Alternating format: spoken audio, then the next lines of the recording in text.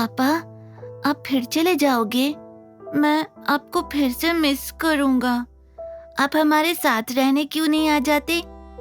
आरव ने कहा। आरव, हो गया, अब बस।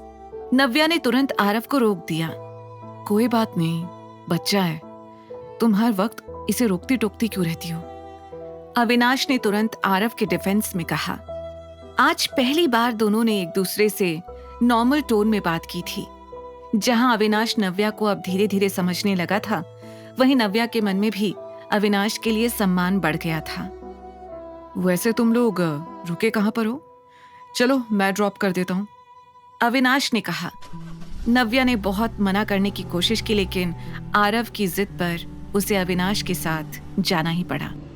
थोड़ी देर बाद गाड़ी नव्या के घर के सामने रुकी। आरव के बाहर उतरते ही नव्या के साथ अविनाश भी बाहर आ गया। तुम लोग एक दूसरे को बाय कहो, मैं गाड़ी में ही तुम्हारा वेट कर रहा हूं। सिद्धांत ने चिढ़ाते हुए अविनाश को आंख मारी और अंदर से कार का दरवाजा बंद कर लिया। नव्या को ये थोड़ा अजीब लग रहा था, लेकिन उसने फिर भी अविनाश से कहा, mister Ahuja. You can call मी अविनाश। ये सुनकर नव्या के चेहरे पर मुस्कान आ गई। Okay Avinash, thank you for helping me. I don't know तुम हर बार सही वक्त पर सही जगह पर कैसे पहुंच जाते हो। क्योंकि ये मेरे पापा हैं, आरव ने खुशी से चिल्लाते हुए कहा। इससे पहले कि नव्या उसे टोकती, अविनाश ने हंसकर कहा, इट्स फाइन नव्या, तुम बस अपना और आरव का ख्याल रखो, मैं चलता हूँ। पापा आप अंदर नहीं चलोगे?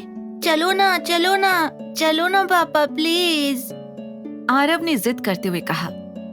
आज नहीं, फिर कभी, अविनाश ने जैसे तैसे उसे समझाया और उसे प्यार से गुड नाइट कहकर वहां से निकल गया।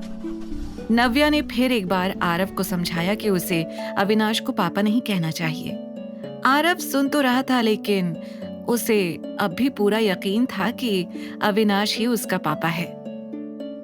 अच्छा चलो, अब जल्दी से नाइट सूट पहन लो। नव्या ने आरव को बाथरूम में भेज दिया।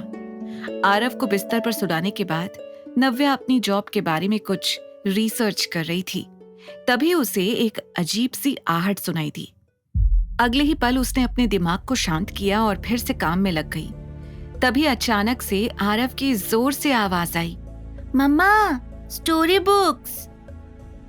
आरव, तुमने तो मुझे डरा ही दिया, नव्या ने चौंकते हुए कहा। एक पल के लिए उसकी धड़कनें तेज हो गई थी। उसने खुद को शांत किया और कहा, हाँ आरव, अंदर चलो, मैं आती हूँ। आरव ने उसकी बात सुनी और सीधे अंदर बेडरूम में चला गया।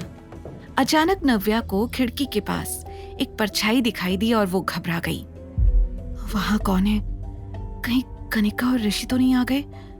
तभी अचानक दरवाजे पर किसी के खटखटाने की आवाज आई। नव्या ने धीरे धीरे डरते हुए दरवाजा खोला और बाहर खड़े शख्स को देखकर वो गुस्से से भर गई। ऋषि, तुम यहाँ पर? रेस्टोरेंट में कोई तमाशा बाकी रह गया था जो तुम यहाँ भी आ गए? मुझे तुमसे कुछ बात करनी है, ऋषि ने कहा। पर मुझे तुमसे कोई बात नहीं करनी, अभी के अभी यहाँ से चले जाओ, वरना इस बार पुलिस को मैं बुलाऊंगी, नव्या ने गुस्से में कहा। अंदर कमरे में बैठे आरव को नव्या की आवाज सुनाई दे गई थी। उसने तुरंत अपनी स्टोरी बुक साइड में रख दी। मम्मा को परेशान करने के लिए फिर से वो बैड अंकल आ गए। कितने गंदे हैं वो। मैं मम्मा को अब परेशान नहीं होने दूंगा, आरव ने खुद से कहा और सोचने लगा कि उसे क्या करना चाहिए। नव्या, हर वक्त इतना एटीट्यूड सिर्फ इसलिए कि हम लोग तुमसे शादी करने के लिए कह रहे हैं। जिस कनिका की गर्दन पर तुमने चाकू रखा था, उसी ने पापा से रिक्वेस्ट करके तुम्हें यहाँ बुलाया था। उसी के कहने पर तुम्हें एक नई जिंदगी शुरू करने का मौका मिल रहा है। हम सबकी बात मानो और मिस्टर अहलूवालिया से शादी कर लो। वो अब भी तुमसे शादी करने के लिए तैयार हैं, ऋषि ने कहा। हो गया तुम्हारा, अब जाओ यहाँ से, इतना कहकर नव्या ने ऋषि को पीछे की तरफ धक्का दिया। आगे की कहानी जानने के लिए देखिए अगला एपिसोड सिर्फ पॉकेट FM के YouTube चैनल पर, और द रिटर्न के सारे एपिसोड्स को सुनने के लिए डिस्क्रिप्शन में दी लिंक से डाउनलोड करें पॉकेट FM ऐप।